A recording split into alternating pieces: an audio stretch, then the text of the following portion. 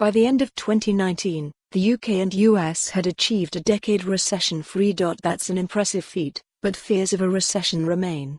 In fact, those fears peaked last year due to worrying signals from financial markets. When the next recession does raise its head, it will be up to our central banks to try to fight it. But do they have enough firepower? This is not a new question, of course, but a recurring one, and it has led to a flurry of introspection by central bankers over the past few weeks. By firepower, I mean the levers, such as interest rates, that the central bank can pull, and pull hard enough, to coax consumers and companies to spend more and raise demand. Prompted by the devastation of the global financial crisis, major central banks dropped interest rates down to near zero. But that alone was not enough to kickstart the economy, leading to experimentation with new tools. Two have proven popular: quantitative easing, purchases of government and corporate bonds to lower long-term interest rates, and forward guidance, FG, a promise by the central bank on the future path of monetary policy. What do the central bankers themselves think?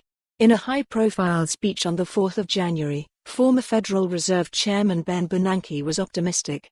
He claimed that the Fed has sufficient ammunition to fight the next recession. The Bank of England's outgoing Governor Mark Carney struck an equally optimistic tone on the 9th of January. However, the former president of the European Central Bank, Mario Draghi, was less positive, saying that monetary policy was losing its potency and openly calling for help from fiscal policy. The central banks do still possess some firepower, although it may not be enough.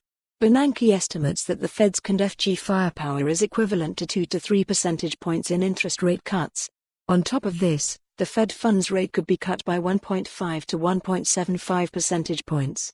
Combined, that gives the Fed 3.5 to 4.75 percentage points of leeway. Unfortunately, that falls short of the 5 percentage points of rate cuts usually seen during a recession.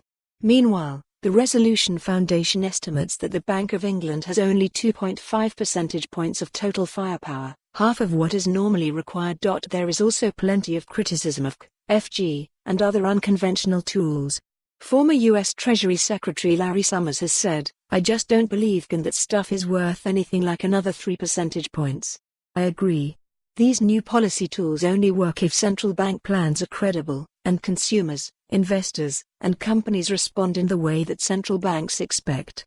The problem is that plans change, and behavior is unpredictable. Clearly, our current central banks face a number of puzzles. A moment of truth is coming. The current central bank framework, which focuses on achieving inflation targets, has been. For more on this story, visit the news article link.